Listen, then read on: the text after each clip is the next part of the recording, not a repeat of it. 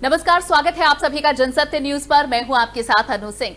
आज हमारे साथ एक ऐसी मजबूत और प्रतिभा की धनी महिला जुड़ेंगी जो बाय प्रोफेशन एक प्रोफेसर हैं, एक टीचर हैं और उन्हें कविताएं लिखने और पढ़ने का शौक है। उनके कविता संग्रह में जैसे और पानी प्यार नाम की किताबें शामिल हैं। वो एक सामाजिक कार्यकर्ता भी हैं। उनका नाम है रेनू शाहनवाज हुसैन। आप बीजेपी के प्रवक्ता और पूर्व केंद्रीय मंत्री शाहनवाज हुसैन की पत्नी भी हैं। रेनू जी, आपका बहुत स्वागत है। नमस्ते अनु जी, शुक्रिया। जी, जो भी मेहमान हमारे शो पर आते हैं, हम उनसे ये जानने की कोशिश करते हैं कि ऐसे समय में जब बाहर जाना लोगों के लिए खतरे के संपर्क में आने जैसा है, वो घर पर अपना समय बिता रहे हैं, तो आपके लिए ये समय कैसा है? सबसे पहले आपसे जानना चाहते हैं कि इस मौके पर आप अपने पूरे परिवार के साथ हैं, घर में हैं, तो ये समय आपके लिए कैसा है? जी, ये समय वैसे तो देखिए विश्व के लिए ठीक नहीं है, क्योंकि कोरोना काल चल रहा है। ये इसे लोग कलयुग भी बुला रहे हैं, कयामत की निशानी भी बुला रहे हैं। तो और वायरस बहुत डेंजरस है, क्योंकि अभी तक इसकी दवा मिल नहीं पाई है, तो सबके जीवन में उथल-पुथल मची हुई है, तो उस तरह से ठीक नहीं है। लेकिन इसमें से भी हम लोग एक सकारात्मक चीज़ खोज के ले आए हैं, वो ये कि हमें अपने घरों में बैठना है और परिवार के साथ बैठना है, परिवार के साथ रहना है। तो इस समय जो स्नेह का जो सूत्र है, माँ के लिए ममता का और परिवार में जो एक-दूसरे से जो अटूट बंधन जो और रिश्तों से जो हम लोग आपस में प्यार का जो रिश्ता बना रहता था, या उसे हम कुछ टाइम के लिए भूल गए थे, तो ये जो आपसी रिश्तों को फिर से जोड़ने का समय है।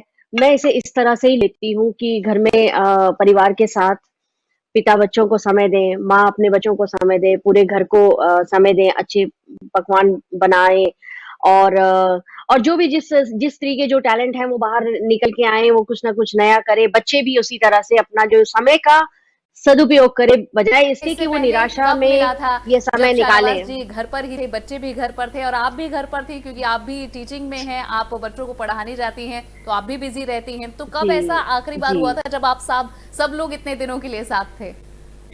जी, हम तो बहुत बिज़ी रहते ही हैं, क्योंकि साहब के पास भी समय नहीं होता है, वो भी ज़्यादातर कार्यक्षेत्र में अपने जो क्षेत्र है वहाँ चले जाते हैं, या और भी पार्टी की तरफ से बहुत काम होते हैं।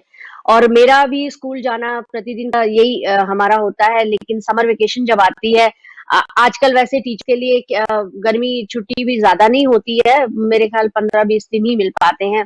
तो उस समय हम अब बच्चे भी बड़े हो गए हैं, तो बच्चे भी पढ़ने के लिए कहीं न कहीं गए होते हैं, तो ज़्यादा समय नहीं मिलता है। लेकिन जो भी समय मिलता था, साल में हफ्ते भर का भी, 15 दिन का, 10 दिन का भी, तो वो समय जो होता था बहुत क्वालिटेटिव होता था, होता है हमेशा ही, क्योंकि जब ये थोड़े दिन के लिए भी साथ होते हैं, थोड़े समय के लिए भी परिवार के साथ होते हैं, तो वो बहुत अच्छा समय बीतता है।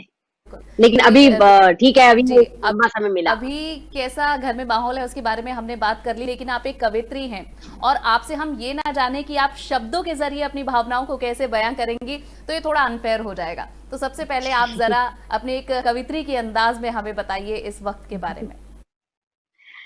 जी, आजकल कविताएँ लिखने का भी मौका मिल रहा है मुझे। तो क्या होता है कि पहले समय लिखने को नहीं दे पाती थी, या बहुत दिमाग में तो चल रहा होता था, बहुत विचार आ रहे होते थे, लेकिन समय कम मिल पाता था। तो इधर कहानी संग्रह भी मेरा आया है। 2 कविता संग्रह का आपने नाम लिया, 2 आ चुके हैं, और भी इस पुस्तक में एक कहानी संग्रह भी आया है जिसका नाम है गुंटी। तो अब कहानियाँ लिखने का भी समय मिला, और कविताएँ लिखने का और कुछ ना कुछ यही सब लेखन चलता रहता है, और इसी पे ध्यान जाता है। तो अगर आप कह रही हैं, तो मैं एक कुछ दोहे भी लिखे गए हैं, और नई विधाओं में लिखा जा रहा है, जैसे कि नज़्म लिखी, और माहिए लिखे, कुछ इस तरह से मैंने आजकल लिखा है। तो मैं एक-एक आपको सुना देती हूँ कि कुछ माहिए से मैं शुरू करती हूँ, माँ को नमन करते हुए। माँ तो एक साया है, माँ तो एक साया है, धूप कड़कती में एक पेड़ की छाया है, धूप कड़कती में एक पेड़ की छाया है। और जैसा कि आपने ज़िक्र किया अभी कि आजकल पति घर पे हैं, मेरे ख़्याल सब स्त्रियों के साथ यही हो रहा होगा ज़्यादातर के साथ। तो उसपे कुछ लिखा गया, साजन घर में अपना, साजन घर में अपना, दर्पण क्या देखूं इन नैनों में सजना, दर्पण क्या देखूं इन नैनों में सजना। और हमारे लिए इस कोरोना का को लॉकडाउन पीरियड को मैं ये सोचती हूँ कि जब प्रेमी प्रेमिका के पति पत्नी का मिलने का समय है तो रुत आई बहारों की, रुत आई बहारों की, सारे सुन लेंगे बातें दीवारों की, सारे सुन लेंगे बातें दीवारों की। बस इस तरह कुछ लिखा गया है। हो, जी, मैंने बहुत खूबसूरत है। रेनू जी, इनमें से कितनी कविताएं आपने शाहनवाज जी को सुना दी हैं, उनका क्या रिस्पॉन्स है?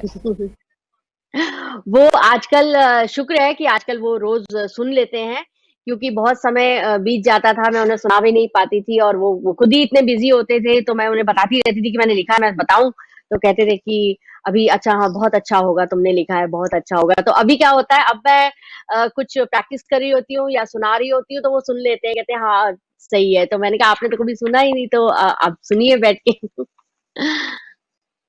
और इस वक्त मेरे ख्याल से घर पर आपके पास काफी सारे श्रोता हैं, तो आपके बच्चे क्या कहते हैं आपकी इन कविताओं के लिए? वो आपके फैन होंगे, आई एम श्योर। जी, बच्चे मेरे वो भी सुनते रहते हैं, वो ये सारा जो कनेक्शन है ये उन्होंने किया है, वो रोज़ कभी ना कभी मैं किसी चैनल पे अगर आ रही होती हूँ या ज़ूम पे, आजकल ज़ूम और वेबिनार ये सब चल रहा है, तो इसी पे मीटिंग्स होती हैं, इसी पे फिर कनेक्शन वही करके देते हैं, तकनीकी ये सारी उनकी होती है। तो और छोटे वाले को अदीब हुसैन उसे थोड़ा शौक भी है शायरी का और कविता का, तो वो ज़रूर सुन लेता है। और बड़े वाले को भी वो कहता है मुझे तो ये लगाते-लगाते पूरा याद हो जाता है, कई बार मैं आपकी धुन जो है ना दिमाग में आ जाती है कि मम्मा यही गाएँगी अभी। तो ये बच्चे भी सुनते हैं। मुझे क्यूरोसिटी इस बात की है कि आप टीचर हैं, आप कवित्री हैं और शहनवाज जी पॉलिटिक्स में हैं, वो नेता हैं। तो बच्चे कुछ डिसाइड कर पाए हैं क्या? आप दोनों बताते हैं कि उन्हें क्या बनना है या फिर वो कुछ अलग ही स्ट्रीम चुनेंगे? देखिए कविता करना एक पैशन है, लेखन एक पैशन है, इसको आप एक शौक के रूप में, एक पैशन के रूप में आप चला सकते हैं। लेकिन बाकी तो और राजनीति भी एक पैशन है, मैं तो राजनीति को भी यही कहती हूँ। इन दोनों में से कुछ भी कमाने के लिए, मतलब पैसा कमाने के लिए आप सोचें कि इसको हम अपनी गायकी को और या लेखन को बेच के पैसा कमाएँ तो वो बहुत कम पैसा मिलेगा। और उसी तरह राजनीति है, राजनीति में पैसा लगाना होता है, पैसा मिलता नहीं है। तो इसीलिए हमने तो बचपन से उनको कहा बेटे अपने पैरों इतना पढ़ लिख लेना, अपने पैरों पे खड़े हो जाना और बाकी तो शौक की चीज़ें हैं। शौक ज़रूर उसको भी मारना नहीं है, शौक ज़रूर पूरा करना है, लेकिन आप सबसे पहले पढ़ाई-लिखाई करके कोई किसी भी बच्चे के लिए आजकल ये ज़रूरी है ग्रेजुएशन कर ले और या कुछ आगे भी स्किल करके कुछ फिर अपना पैर पे आत्मनिर्भर होना सबसे ज़्यादा ये ज़रूरी है। तो रेनू जी, हम आपकी कविताओं की बात कर रहे हैं और बहुत खूबसूरत कविताएं आप हमें सुना भी रही हैं, लेकिन मैं जानती हूँ कि आप एक शख्स को ढूंढ रही हैं, उनका नाम है अर्चना मिश्रा। मैं सबसे पहले जानना चाहती हूँ कि क्या आप अब अर्चना मिश्रा से मिल चुकी हैं, और अगर मिल चुकी हैं तो उनके बारे में बताइए, और हमारे दर्शक बहुत ज्यादा क्यूरियस हो गए होंगे कि ये नाम आखिर क्या है, उनके बारे में भी बताइए प्लीज। जी अर्चना मिश्रा वो नाम है जो मेरी पहली सहेली कहूँगी, जिसने मुझे लिखने के लिए मजबूर किया। मजबूर इसलिए कह रही हूँ क्योंकि मैंने जब लिखना मैंने नहीं शुरू किया था, उसने करवाया था। वो तुकबंदी के कुछ शब्द दे दिया करती थी कि चलो इस पे बनाते हैं, 4 पंक्तियाँ ही बनाते हैं, और अगर तुमने नहीं बनाया तो तुमसे मेरी दोस्ती नहीं है। जैसे बचपन में वो कहते हैं ना, हम तुमसे बात नहीं करेंगे। तो फिर मुझे लगता था नहीं, वो बहुत इम्पोर्टेंट है मेरे लिए, तो मैं उसे बहुत बहुत ज़्यादा प्यार किया करती थी। अभी भी करती हूँ, मिले तो क्योंकि अभी भी ढूँढ रही हूँ मैं उसे। तो हाँ, वो मुझे कहती थी कि अगर तू नहीं लिखेगी तो फिर मतलब मुझसे दोस्ती नहीं है, तो मैं उस चक्कर में लिख देती थी। अब वो रोज़ यही होता था, रोज़ मैं 4 पंक्तियाँ, 6 पंक्तियाँ रोज़ हम लिखे जा रहे हैं, लिखे जा रहे हैं। तो ऐसे लिखते-लिखते तो आगे चल के पता लगा कि उसने तो नींद डाली है लिखने की। उसने मुझे इस तरफ प्रेरित किया कि नहीं, और फिर उसने ये भी प्रेरित किया कि गोदान पढ़ते हैं, प्रेमचंद की गोदान हमने 9th क्लास में पढ़ ली थी। तो इस तरह कुछ उपन्यासों की तरफ भी वो मुझे ले गई। तो मुझे ऐसा लगता है कि लिखने पढ़ने का ये जो माहौल बनाया, ये मैं अपनी सहेली से मैंने अडॉप्ट कर लिया, मैंने उसकी वो आदत मैंने बना लिया। तो इसलिए, लेकिन अब अभी तक वो मुझे मिली नहीं है। और मैं इसलिए अब आजकल उसका नाम भी ले लेती हूँ कि वो कहीं मिल जाए। इलाहाबाद से है वो, ये मुझे पता है। उनके पिता और मेरे पिता दोनों एयरफोर्स में थे। हम लोग जामनगर में साथ थे। उसके बाद से वो लोग पोस्टेड, क्योंकि पोस्टिंग्स होती रहती हैं एयरफोर्स में, तो हमारी पोस्टिंग कहीं और हो गई, हम हैदराबाद चले गए, वो कहीं और चले गए, तो उसके बाद हम फिर मिल नहीं पाए। हम दिल्ली आ गए, सॉरी, जामनगर से हम दिल्ली आ गए, तो फिर हम मिल नहीं पाए। लेकिन ये पता था कि वो इलाहाबाद की है।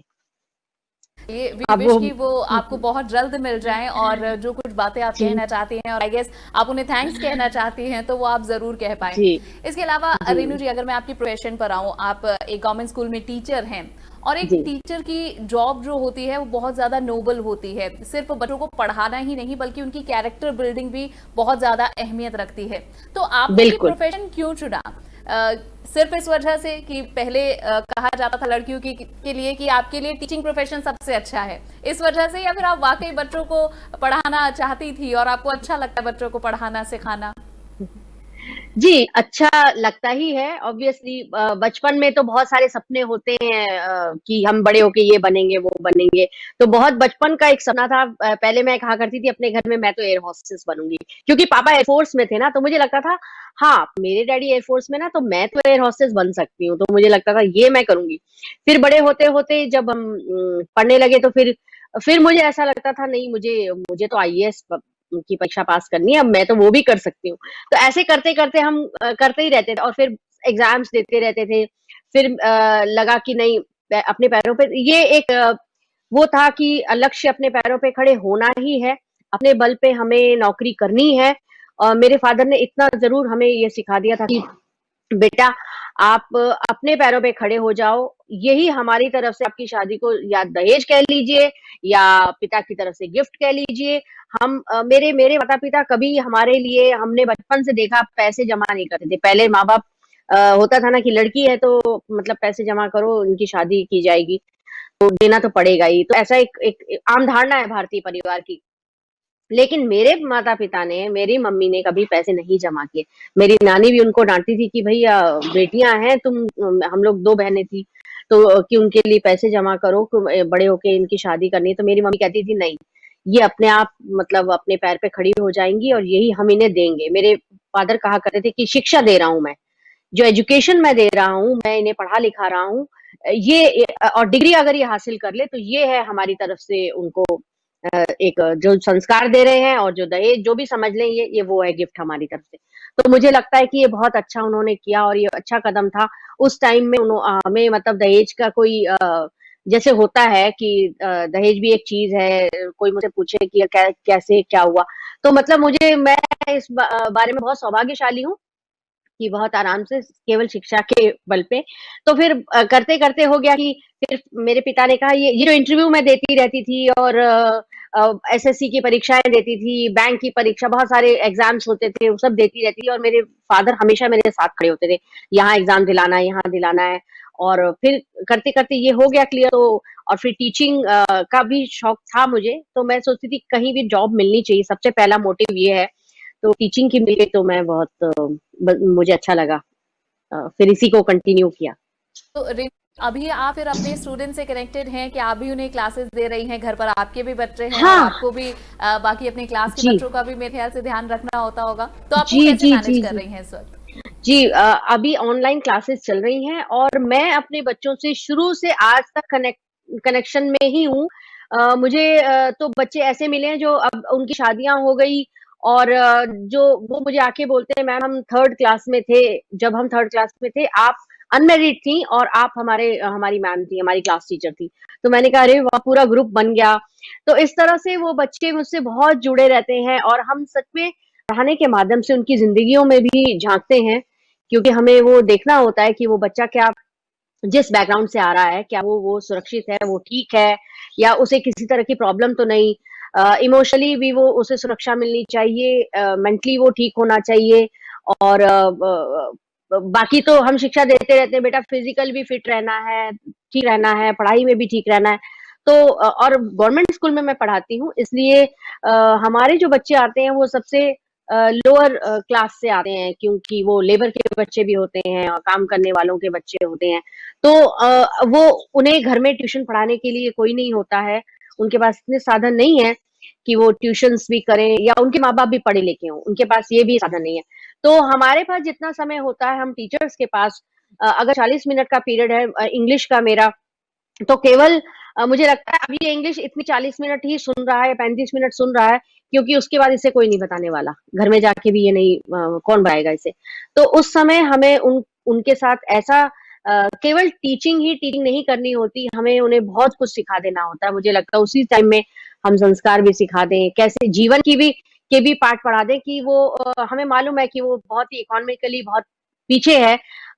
एक कमरे में वो लोग सब रह रहे होते हैं, उसकी भी ड्रीम्स होंगे, सपने होंगे जिन्हें वो पूरा नहीं कर पा रहा है, हमें मालूम है। लेकिन फिर भी हमें उन्हें सिखाना है, जीने का तरीका, अपने सपनों को कैसे साकार करें शिक्षा के माध्यम से, वो सब हमें सिखाना होता है। तो वो हम करते हैं। बिल्कुल। और रेणु जी, मैं अपने दर्शकों को ये बता दूं कि आपको सर्वश्रेष्ठ टीचर जैसे कई अवार्ड भी मिले हैं, तो आपको इन पर क्या नहीं वो सोचती हैं? एक टीचर की जिंदगी में अवार्ड मिलना उसके काम के लिए, उसके टीचिंग पैटर्न के लिए कितना जरूरी है और ये कितना प्रोत्साहित करता है? जी, धन्यवाद। वो शिक्षक वाला जो पुरस्कार है वो मेरे ख्याल से वो हर शिक्षक को मिलना चाहिए, हर शिक्षक-शिक्षिका को। क्योंकि मैं जानती हूँ हर शिक्षक बहुत मेहनत से पढ़ाता है, बहुत ही ईमानदारी से पढ़ाता है। ठीक है, कुछ अपवाद हो सकते हैं, लेकिन मैं जितने जो मेरे सर्कल में हैं, जिनको मैं जानती हूँ, वो शायद मुझसे भी आगे, मैं उन सबको कहती हूँ कि पुरस्कार हम सबको मिलना चाहिए, आपको भी मिलना चाहिए। ठीक है, मुझे कुछ किसी संस्था ने इसलिए भी दे दिया कि क्योंकि एनजीओज़ वाले भी कुछ समाज सेवा भी होती रहती है, तो थोड़ा बहुत वो हो जाता है, मगर उस शिक्षण पुरस्कार को मैं समझती हूँ कि हर शिक्षक को मिलना चाहिए क्योंकि वो सच में इसका जो है वो उसको मिलना चाहिए, वो प्राप्त उसको होना चाहिए। अच्छा। ये और बहुत रेणु जी, आप मेहनत ये है। बिल्कुल साफ कह रही हैं कि सिर्फ हमें उन्हें पढ़ाना नहीं है कि वो बड़े होकर नौकरी पाले, बल्कि उनकी कैरेक्टर बिल्डिंग करनी है, उन्हें सही नजरिया सोचने का देना है समाज के बीच जाने के लिए। अब आप उन्हें प्रोफेशन वाइज क्या आप उन्हें सलाह देती हैं? क्या आप कहती हैं उन्हें लिखने का महत्व आप कैसे बताती हैं? क्योंकि आप खुद एक बहुत अच्छी राइटर हैं, आपने कई कहानियां भी लिखी हैं, तो आप उन्हें क्या बताती हैं कि टीचिंग प्रोफेशन अच्छा है, राइटिंग स्किल्स अपने मजबूत करो, या फिर जो पॉलिटिक्स है वो भी एक उज्जवल भविष्य बन सकता है आज के बच्चों के, उसे भी वो ऑप्ट कर सकते हैं, तो उन्हें आप क्या सजेशन देती हैं? हाँ, स्कूल में एक करियर काउंसलिंग होता है। एक एक करियर काउंसलिंग एक सब्जेक्ट भी होता है और वो हमारे सेशंस होते हैं, तो बच्चों के साथ ये सेशंस भी होते हैं। हम करियर काउंसलिंग के लिए बाहर से भी बुलाते हैं। लेकिन करियर काउंसलिंग तो हम रोज़ करते हैं बच्चों की। हम बच्चों की काउंसलिंग हम अपनी क्लास में वो छोटे फर्स्ट से लेके 12th तक हम खुद ही कर रहे होते हैं। वो जो करियर काउंसलिंग होती है वो 11th, 12th, 10th के बच्चों के लिए होती है कि आगे जाके आपको क्या करियर के लिए क्या लेना चाहिए, क्या सब्जेक्ट लेना चाहिए, किस दिशा में जाना चाहिए। जो मैं करती हूँ, आपने लेखन के बारे में पूछा कि क्या लिखने के लिए उन्हें प्रेरित मैं करती हूँ। बिल्कुल करती हूँ, बहुत ज़रूरी है लिखना। इसलिए नहीं कि अगर प्रोफ़ेशन में आ जाए तो भी बहुत अच्छा है, लेकिन अगर प्रोफ़ेशन में नहीं आए, तो भी लिखना बहुत ज़रूरी है। ये मैं बच्चों को बताती हूँ कि बेटा आपको लिखना इसलिए है, आप रोज़ एक डायरी लिखा करो। मैं मतलब डायरी लिखने की जो है ना, मैं 5th 6th क्लास से ही बच्चों को बता देती हूँ कि आप सबको एक डायरी बनानी है, चाहे ये प्रोजेक्ट में के रूप में दे दूँ, चाहे होमवर्क के रूप में दे दूँ। समर वेकेशन में जो होमवर्क मिलता है बड़ा सा, उसमें मैं डायरी लेखन के लिए दे दिया करती हूँ कभी-कभी। तो वो इसलिए देती हूँ कि हर बच्चे को एक पेज एक तो हैंडराइटिंग हो जाएगी, प्लस उसमें वो अपने जो विचार लिखेगा, तो बच्चे पूछते हैं हमें लिखना तो आता नहीं। मैंने कहा कोई बात नहीं, आप टूटी-फूटी लैंग्वेज लिखो, जैसे लिखो, हिंदी लिखो, इंग्लिश लिखो, व्हाटएवर, आपके विचार पाएँगे ना, आपके मन में जो भी बात होगी वो आएगी। और लिखते-लिखते पहले कुछ पेजेस हो सकता है आप अपने इधर-उधर हो सकता है आपके जो कुछ बुरी बातें भी हो ना मन में कि मेरे दोस्त ने ये कर दिया मेरे साथ ये वो, कुछ भी ऐसा लिखेंगे बुरा, लेकिन उसके बाद वो परिष्कृत होते जाएँगे, धीरे-धीरे रिफाइन होंगे। जब मैंने कहा आप 1 हफ्ते बाद अपने पुराने पेजेस पढ़ोगे तो आपको लगेगा अरे ये मैंने क्या लिख दिया था, अरे नहीं-नहीं यही लिखना चाहिए। तो आप खुद आपको आप एनालाइज़ कर पाओगे खुद को कि हमने ये क्या लिखा, कैसे लिखा और फिर वो लेखन एक तो स्पीड बढ़ेगी लिखने की, विचार ज़्यादा विकसित होंगे क्योंकि हम उनको प्लॉट दे रहे हैं सोचने का, क्रिएटिविटी का। जब उनके पास विचारों की उनके पास क्षमता आ जाएगी कि हम सोच सकते हैं, ये प्लॉट है, ऐसा हो तो कैसा होगा? फिर वो सोचने पे आएँगे कि हमारे समाज में आस-पास क्या हो रहा है, मेरे परिवार में क्या हो रहा है, माँ के बारे में सोचेंगे, माँ मेहनत कर रही है, पिता के बारे में सोचेंगे, कैसे कमा के ला रहे हैं, भाई-बहनों के बारे में सोचेंगे। मतलब मेरे ख्याल से बहुत सारी मॉरल वैल्यूज़ उनके अंदर बनती जाएँगी और फिर अगर जब वो हमें दिखाएँगे तो हमें लगेगा उन्हें पता लगेगा हमें केयर कैसे करनी है, शेयर कैसे करना है, दोस्ती में निभाना कैसे है, माता-पिता को बड़े होकर हमें क्या क्या सेवा देनी है, समाज को क्या सेवा देनी है, देश के लिए क्या करना है। मतलब बहुत सारी चीज़ें हैं जो रोज़ वो लिखते उनको आ ही जाएगी। सा काम इसे देख सकते हैं, लेकिन इसके पीछे कितनी गहराई है और कितनी चीजें जुड़ी हुई हैं जो आप बखूबी बता रही हैं। इसके अलावा रेणु जी, मैंने आपके कई सम्मेलन भी सुने हैं जिसमें आप शायरी भी पढ़ती हैं, आप कविताएं भी पढ़ती हैं और आपने लगभग अपने आसपास जुड़े सभी लोगों पर कविताएं लिखी हुई हैं, चाहे देश पर हो, चाहे देश की औरतों के लिए हो, चाहे बच्चों के लिए हो, चाहे अपने परिवार के लोगों के लिए हो। तो मैं चाहूंगी कि आप, क्योंकि एक टीचर के तौर पर इस बात कर रही हैं, तो कुछ इससे जुड़ा बच्चों के लिए आप क्या महसूस करती हैं या उनके भविष्य के लिए क्या सोचती हैं, कुछ इसके बारे में भी सुनाएं। बच्चों के लिए अभी मैं आपको दोहे सुना देती हूँ जो मुझे ऐसा लग रहा था अभी लॉकडाउन है, जब मैं स्कूल जाऊँ तो ये अपने बच्चों को सुनाऊँ क्योंकि कुछ मॉरल इसमें कुछ वैल्यूज़ हैं तो वो थोड़ा-सा सुन लेंगे। मैं आपको वो पेश कर देती हूँ, उसके बाद मैं कुछ और सुना दूँगी। ये दोहे हैं। वाणी मीठी कीजिए, मन से तजिए मैल। वाणी मीठी कीजिए, मन से तजिए मैल। मन हल्का हो जाएगा, पिघलेगा जब शैल। मन हल्का हो जाएगा, पिघलेगा जब शैल। और एक दोहा ये है अहंकार मद लोभ को रखिए खुद से दूर। अहंकार मद लोभ को रखिए खुद से दूर। मन उजला उजला रहे, सूरत पर भी नूर। मन उजला उजला रहे, सूरत पर भी नूर। और ये अगले दोहे में है कि संसार में क्या लेके आए हैं और क्या लेके जाएंगे। छल कपट और लाभ से कर कितना व्यापार। छल कपट और लाभ से कर कितना व्यापार। खाली करके हाथ को जाता है संसार। खाली करके हाथ को जाता है संसार।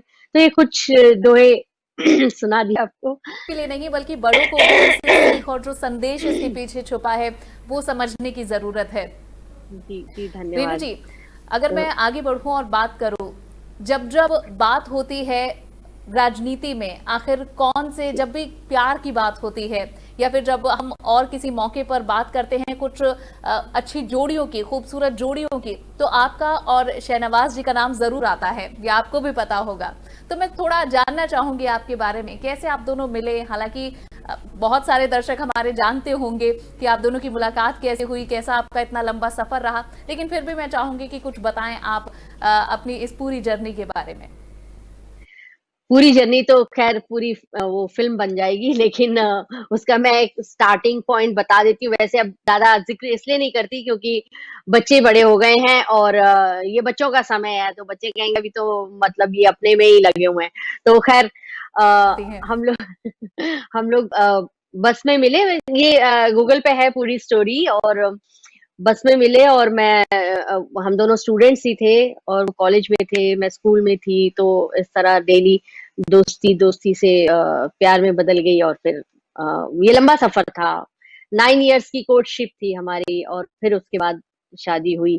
उससे पहले हम दोनों ने तय किया हुआ था कि हम पहले अपने पैरों पे खड़े हो जाएंगे। तो मैं टीचर बनी, वो इंजीनियरिंग उन्होंने कर ली थी और इंजीनियर बन गए थे, जॉब करते थे पहले। राजनीति में वो आए, फिर धीरे-धीरे बाद में आए। तो ये सब वो उनका पैशन था, वो उनका एक सपना था और पढ़ाना मेरा था तो और लिखना। तो ये मैं फिर अपने उसमें आ गई। इस तरह ये लंबा लंबा सफर है। पर है और हमारी दुआ है कि आगे इसी तरह और ऊंचाइयां छुए और आपका प्यार भी बढ़ता रहे। रेणु जी, जब आपकी शादी नहीं हुई थी और आपने बताया कि काफी सालों तक आप लोग साथ में थे, आप मिलते थे, बातें करते थे, तो उसके बाद अक्सर महिलाओं की ये शिकायत रहती है जो हम सुनते हैं कि शादी के बाद समय नहीं देते पति। तो आपके पास तो एक वाजिब वजह है कि वो पॉलिटिक्स में है, तो ऐसे में क्या आपको अभी भी ये शिकायत रहती है कि समय नहीं मिलता उनका? नहीं, नहीं, ऐसी मुझे मुझे शिकायत नहीं रहती क्योंकि ये भी तय था कि इनका एक लक्ष्य था पहले कि मतलब शादी मुझे करनी है। मेरा भी वही लक्ष्य था। तो हम जब ये लक्ष्य हो गया पूरा, क्योंकि ऑलरेडी हम 9 साल से 7, 8, 9 साल से हम लोग साथ थे और शादी के बाद भी साथ में ही थे। उसके बाद जब इन्होंने राजनीति में पदार्पण किया, जब उन्होंने एंट्री की, तो उसके बाद पूरा समय वहाँ देना ही था। और ये हम लोगों ने आपस में बिल्कुल अंडरस्टैंडिंग थी हमारी कि नहीं, आपको ये अपना जो पैशन है दूसरा वाला यानी राजनीति, उसे आपको उसमें जाना ही है और आपको काम करना ही है। तो उन्होंने कहा फिर मैं बहुत ज़्यादा समय वहाँ दूँगा, तो तुम्हें कोई प्रॉब्लम तो नहीं है? क्यों? मैंने कहा मुझे कोई प्रॉब्लम नहीं है। मुझे मुझे आपने एक घर दे दिया, बच्चे हैं, पूरा परिवार है मेरे साथ। इनका पूरा परिवार मेरे साथ हमेशा से रहा, आज तक मेरे साथ है। तो मैं उन लोगों की भी बहुत शुक्रगुज़ार हूँ क्योंकि सबने मेरा साथ दिया। तो क्या हुआ, एक औरत को एक घर चाहिए होता है, एक एक नीड चाहिए होता है। वहाँ पे वो जब आ जाती है तो बच्चे होते हैं, तो मेरे ख़्याल से और फिर पति का स्नेह मिल रहा होता है, तो वो गृहस्थी फिर ठीक चलती है। फिर मुझे शिकायत इनसे नहीं होती और जो भी थोड़ा-सा भी समय वो देते हैं, हमेशा से देते रहे हैं, तो वो बहुत क्वालिटेटिव समय होता है। और केवल मुझे ही समय नहीं देते, पूरे परिवार के हर सदस्य को वो जो भी समय देते हैं, वो बहुत अच्छा होता है। और रेणु जी, हुँ, आपने अपने परिवार का जिक्र किया, शहनवाज जी का जो परिवार है, उनकी जो माता जी रही हैं, आप उनके हुँ। बारे में काफी बात करती हैं कि उन्होंने आपको जी, बहुत इंस्पायर किया और आपने कुछ कविताएं बहुत। भी उनके लिए लिखी हैं। मैं चाहूंगी जी, कि इनके जी। बारे में भी कुछ बताएं। जी, मेरी जो अम्मी जान थी, मतलब इनकी माताजी वो बहुत बहुत अच्छी महिला थी। अब वो नहीं है इस दुनिया में, लेकिन मैं हमेशा उन्हें याद करती रहती हूँ। वो एक ऐसी सास थी, मेरे ख्याल से दुनिया में सबसे ज़्यादा किसी बहू को किसी ने चाहा होगा, किसी ने मोहब्बत की होगी, तो वो मैं उनका नाम हमेशा सबसे ऊपर रखना चाहूँगी। क्योंकि मेरी मेरी जो फ्रेंड्स थी, स्कूल में भी जो मेरी सहेलियाँ थी, वो जब मैं उनसे जाके स्कूल में बात भी करती थी, तो वो कहती थी कि तुम्हारी सास के तो मतलब पैरों का पानी लेके पीना चाहिए, मतलब वो इतनी अच्छी लेडी हैं।